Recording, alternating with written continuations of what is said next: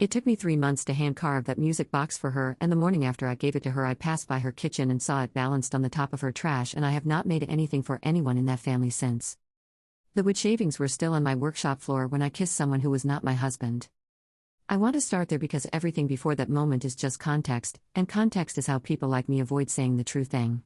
The true thing is that I had been carving that music box for 3 months, cedar and maple, hand-jointed, a tiny inlaid hummingbird on the lid because my mother-in-law Dorothea loved hummingbirds, loved them the way some people love a memory they cannot quite hold, and I had been doing it as a gift, a genuine gift, no calculation behind it. And the same hands that were building something that careful, that patient, were also reaching for a man named Caleb in a parking garage on a Thursday evening while my husband Marcus was home making dinner. I'm not going to tell you I didn't know what I was doing. I knew exactly what I was doing. That is the part that makes this a cautionary tale instead of a tragedy. Tragedies happen to you. This I walked into with both eyes open and sawdust still under my fingernails. Marcus and I had been married for 5 years when it started. Together for 8. We met when I was 26 and he was 28 at a mutual friend's rooftop party in the kind of city summer that makes everything feel like a beginning. He had this quality that I noticed immediately and could not name for weeks afterward, a quality of absolute presence. When Marcus talked to you, he was talking to you. Not scanning the room. Not composing his next sentence while you finished yours. Just there, completely, in a way that felt almost old-fashioned, like he had not gotten the memo that attention was something you divided. He was an architect. Thoughtful in the way that profession either selects for or slowly builds into you. He noticed things.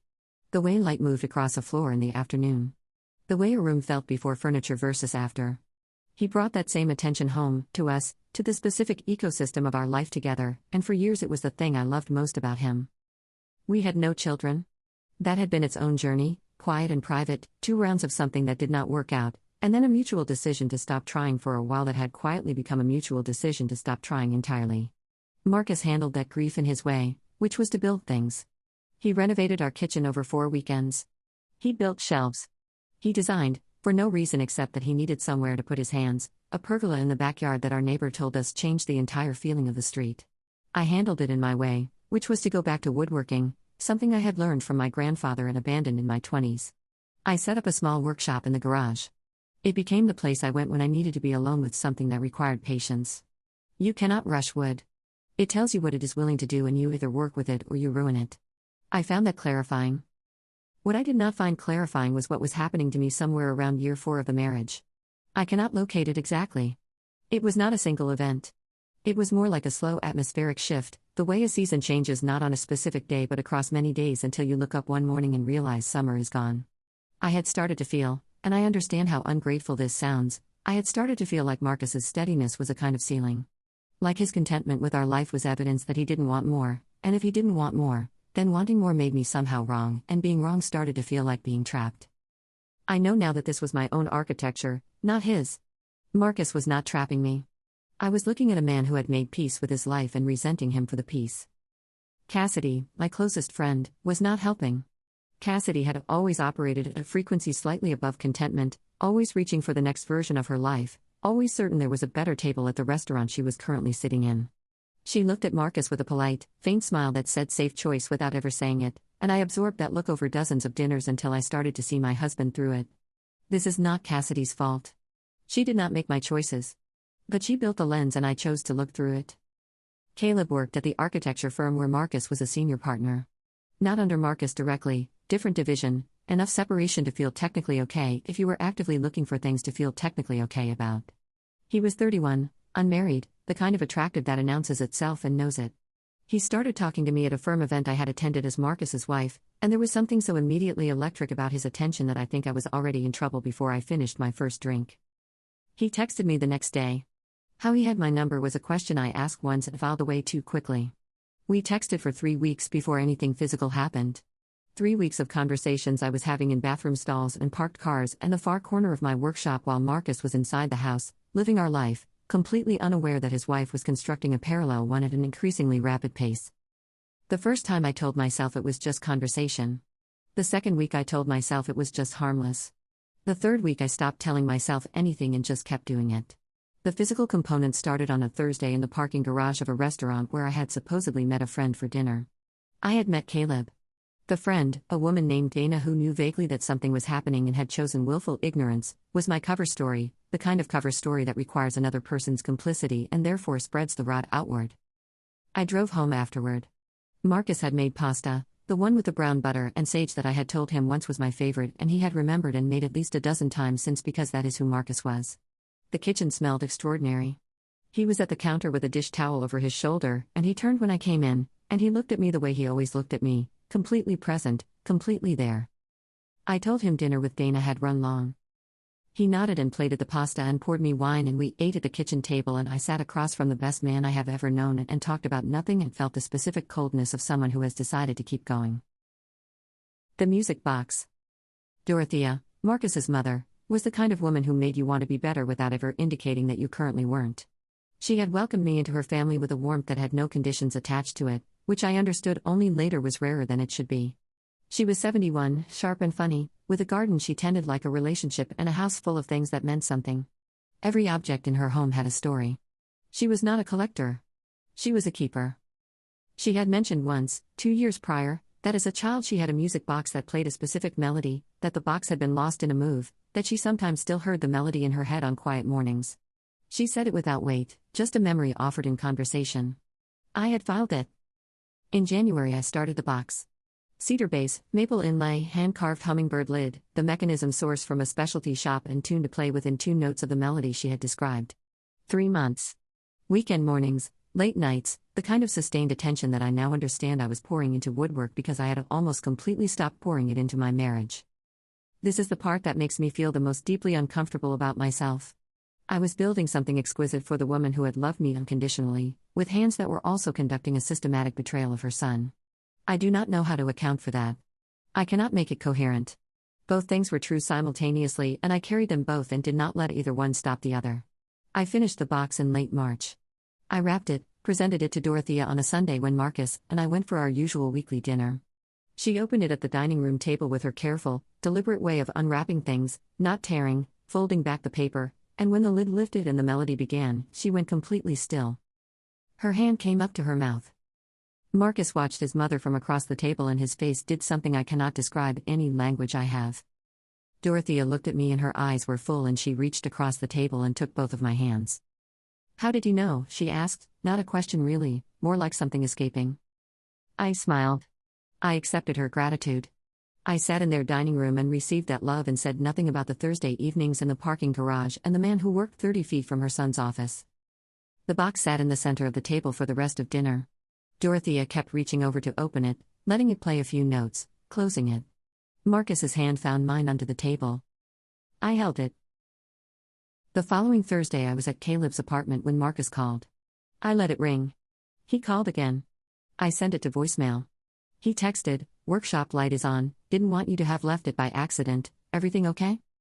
He thought I was in the workshop. I had told him I was in the workshop. He was checking on a light I had not left on because I was not there, because he was a man who noticed things, who noticed a light in a window, who cared whether I had accidentally left something running. I texted back, "Just stepped out, heading home now, thanks for checking." He sent a single heart. I looked at it in Caleb's bathroom, standing at his sink, and I put my phone in my pocket and went back out. I keep coming back to that moment. Not the parking garage. Not the first lie. That specific moment. Marcus noticing a light. Marcus texting to make sure I was okay. The heart. And me pocketing it and going back out. The 4 months after that are a sequence I move through quickly in my head because lingering anywhere in them is its own particular punishment. Caleb began to change in small ways that I was too invested to read accurately. He became less available. Responses that had been immediate became delayed, then sporadic. He canceled twice in 1 week. He had a quality when we were together of someone completing an obligation, present in body only, and I told myself he was stressed at work, which was something I knew because he worked at Marcus's firm, which was a detail I had apparently completely normalized. Dana, my cover, pulled back in April. A long text about how she cared about me but couldn't keep doing this, couldn't keep being the name I used, that she had known Marcus for years and it was destroying her. I responded with understanding I did not feel and found a new arrangement, which involved simply lying with more structural support. More layers. More people who half knew. The lies had become load-bearing by then. Remove any one of them and the whole thing collapsed. They collapsed anyway. Marcus found out on a Sunday morning. Not from me. Not from a confession born of guilt finally exceeding my capacity for compartmentalization. From Dorothea. She had not told him. She had figured it out. I do not know the full sequence of her figuring. What I know is that she called Marcus that Sunday morning while I was in the workshop, actually in the workshop for once, sanding the edge of a small shelf I had been making for no reason except that I needed something to do with my hands, and when Marcus came to the workshop door and stood there, I knew from the way he was standing before I saw his face. He was holding his phone at his side. Both hands loose. The door was open behind him and the morning light was coming in from the garden and he looked like someone who had just walked a very long distance and arrived somewhere he had not intended to go. I set the sandpaper down. He looked at me for a long time without speaking. The workshop smelled like cedar and linseed oil. Tools on their hooks. Shavings on the floor, still there from the music box months. My mother called me, he finally offered, his voice without any particular coloring, just words in the right order. I did not speak. He looked around the workshop slowly, at the tools, at the shelves, at the small objects I had made over the years that he had placed around our house because he loved them, and then he looked back at me. How long? He asked. 7 months. He nodded once. Like a man confirming a measurement he had already suspected. He stepped back from the doorway. He walked back toward the house.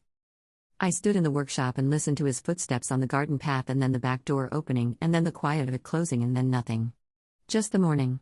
Just the tools on their hooks. Just the cedar smell and the shavings on the floor and the specific silence of someone who has just handed you exactly what you deserve. I sat down on the workshop floor and I did not move for a very long time. And somewhere in Dorothea's house, in the center of her dining room table, a music box built by hands that had betrayed everything sat waiting for someone to lift the lid. Nobody was going to lift the lid. The music box was in her trash by Monday morning. I know because I drove past Dorothea's house. I don't know what I was looking for. Proof of something. Evidence that the damage was real enough to be visible from the outside. I drove past slowly and through her kitchen window I could see the trash can near the counter and on top of it, sitting at an angle because it was too large to fit properly inside, was the cedar and maple box with the hummingbird lid. 3 months. Hand-jointed. The mechanism tuned within 2 notes of a melody she had carried in her memory for decades. On top of the trash. I drove around the block and came back and it was still there and then I drove home to the house that was already becoming not mine in every way that mattered and I sat in the driveway and understood that Dorothea had made her position clear in the most precise language available to a woman who kept every meaningful object with intention. She had not thrown away a gift. She had returned a verdict. Marcus did not ask me to leave immediately. This was somehow worse than if he had. He moved through the house in a way that was completely recognizable and completely unreachable, the same man, the same habits, coffee at 7, the dish towel over his shoulder, the way he left his shoes by the door, and none of it available to me anymore. Not because he was performing distance. Because the distance was real and he was simply living inside it. We slept in the same bed for 4 days. Not touching. Not speaking beyond the minimum functional requirements of 2 people sharing a physical space. On the 4th night I woke at 3 in the morning and he was lying on his back looking at the ceiling and I watched him from my side of the bed and thought about the parking garage and the pasta and the heart he had sent while I was somewhere I should not have been, and I felt something that I can only describe as the complete absence of everything I had taken for granted. On the 5th day he asked me to stay with someone else for a while. Not an argument. A request. He sat at the kitchen table, the same table where we had eaten the brown butter pasta, and he folded his hands on the surface and looked at me and asked in the voice of a man who had spent 4 nights on the ceiling deciding how to be decent even now. I called Dana. She said she couldn't. I understood. I called my sister Paige, who lived 40 minutes away and who knew nothing yet. Paige said yes immediately and then I had to tell her why, which was its own specific punishment, listening to my younger sister go quiet on the phone in the way that means someone is revising everything they thought they knew. I stayed with Paige for 3 weeks. I slept in her guest room under a quilt her mother-in-law had made and I stared at the ceiling and listened to the normal sounds of her normal house, her husband laughing at something downstairs, her kids, 4 and 7, moving through their morning routines, and I felt the specific grief of someone watching a life they have disqualified themselves from. Caleb's final communication was a read receipt. I sent 1 message. Measured, I thought. Honest. Something about the situation having collapsed and needing to talk. He read it within minutes. He did not respond. Not that day. Not the next. Not ever. 7 months. A man who had made me feel, temporarily at a tremendous cost, like the most interesting person in whatever room I was in. And his response to the collapse of everything I had traded for that feeling was a read receipt and then silence. I checked for 2 weeks. Then I stopped. Not because I had achieved anything resembling dignity, but because the checking was making me someone I could not look at. I want to be honest about something. I was not heartbroken about Caleb. I was barely sad about Caleb. What I felt when I thought about him was a dull, heavy embarrassment, the way you feel when you've been briefly but completely fooled by something that was not even trying that hard to fool you. The feeling he had given me was real. He was not. And I had known, somewhere beneath all the rationalizations, that he was not. I had known, and I had chosen the feeling anyway. The real grief was Marcus-shaped. Is Marcus-shaped? Present tense. The professional damage arrived 6 weeks later. Marcus was a senior partner. Caleb worked at his firm. I understood intellectually that this was going to create consequences I could not fully predict, but I had not predicted the specific form they took, which was not a confrontation or a firing but simply a reordering. Caleb was moved to a different division. A project I had been consulting on, a small design collaboration that had come through Marcus's professional network, quietly ended. Emails from people in that world became less frequent and then stopped. I had built a modest freelance practice around woodworking and design consultation. A lot of that practice was connected, in ways I had not fully mapped until they started disappearing, to Marcus's professional world. Not because he had arranged it. Because that is how networks function. You are adjacent to someone for 8 years and the connections accrete naturally, and you stop noticing they are there until they are gone. By summer I had lost 4 clients. Not dramatically. People simply did not renew, did not respond, moved in different directions. The reasons given were always logistical. The reasons were not logistical.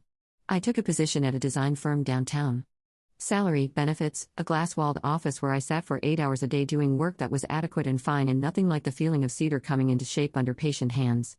I was grateful for the position. I was also aware that gratitude for a thing you have been reduced to is its own particular lesson.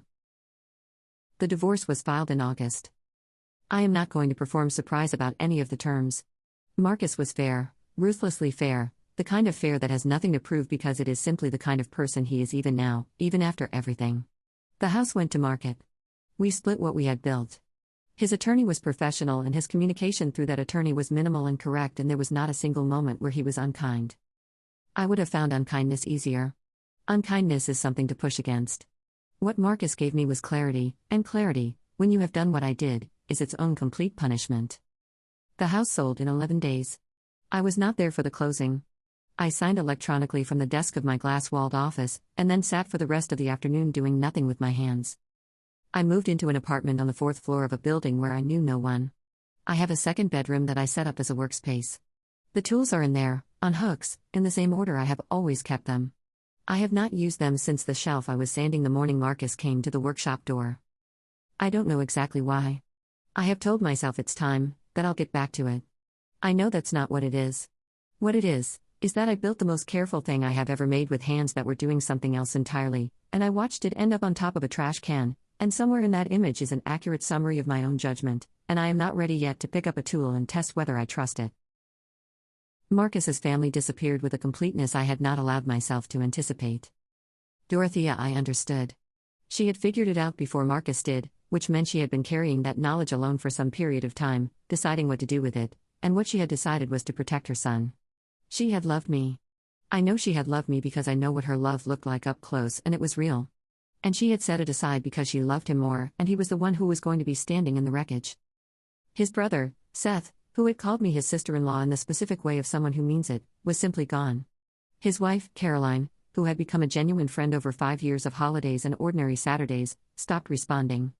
Not angrily. Just stopped. A door going from open to closed without ceremony. I want to be careful not to frame this as loss that happened to me. These people left because I gave them a correct reason to leave. Each absence is an accurate response to a real thing I did. I understand that. Understanding it does not make the Sunday mornings smaller. There is a specific kind of loneliness that comes from having destroyed your own infrastructure.